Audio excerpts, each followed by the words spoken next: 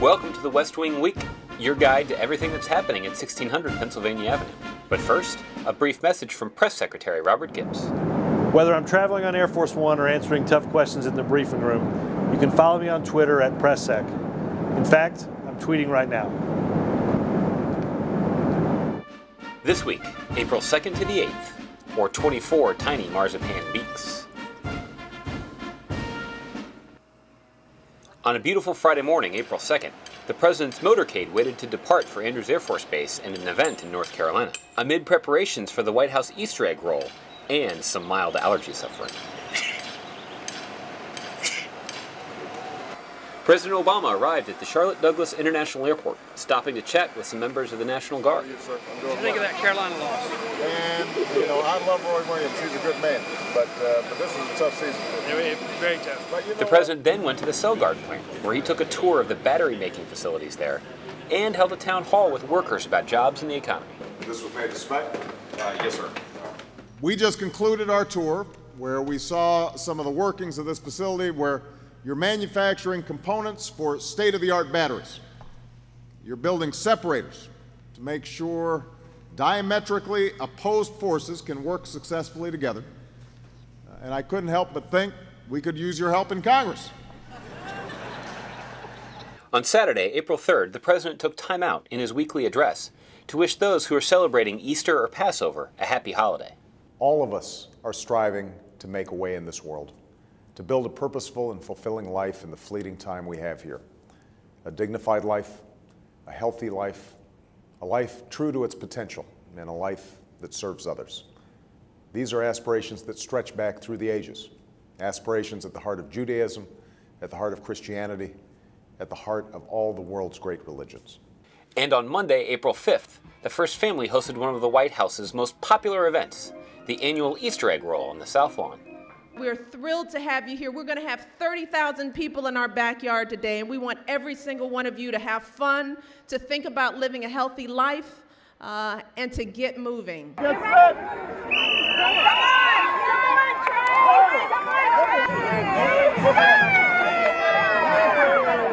President went on to the Storytime booth, where he attempted, quote, the best reading of Green Eggs and Ham ever. I do so like green eggs and ham. Thank you. Thank you. Thank you, Sam. Here's the point. That's the point. When your parents tell you to eat your broccoli, That's the you don't know yet whether you're going to like them or not. You got to try them. Just try it. When they tell you to eat your peas, Please. eat your peas. Just try. You got to try it out. You Will don't you? know if you like something until you Try it. got to try it out. That's my point. Before leaving for Nationals Park to throw out the ceremonial first pitch, the President managed to sneak in a couple of shots in the basketball court.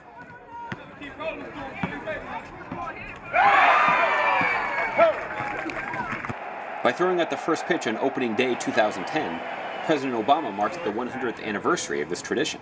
The 44th President of the United States. In 1910, President William Howard Taft, the 27th President of the United States, threw out the first pitch at a Senators game.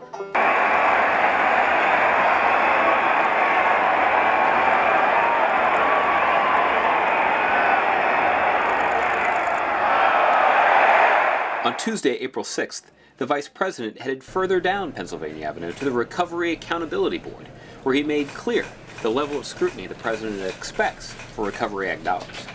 The President issued a memorandum directing all the agencies of the federal government, not some, all the agencies of the federal government, to be aggressive in going after people who do not report what they've done with the money they have received.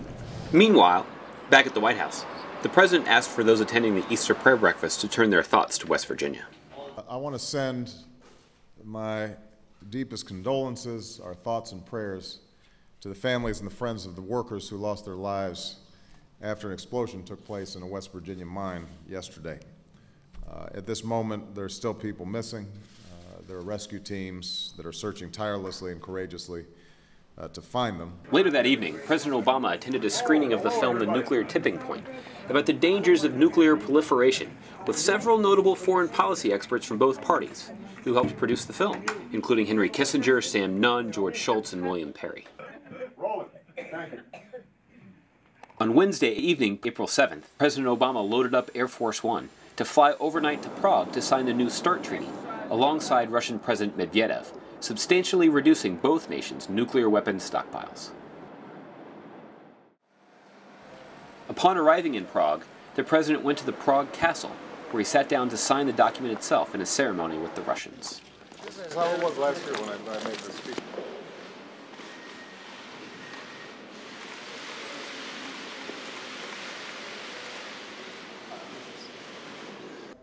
Today is an important milestone for nuclear security and nonproliferation and for U.S.-Russia relations. It fulfills our common objective to negotiate a new strategic arms reduction treaty. It includes significant reductions in the nuclear weapons that we will deploy. It cuts our delivery vehicles by roughly half. It includes a comprehensive verification regime which allows us to further build trust. It enables both sides the flexibility to protect our security as well as America's unwavering commitment to the security of our European allies. To find out more information on any of the topics addressed, or to see complete videos of these events, go to whitehouse.gov, and thanks again for checking out your West Wing Week.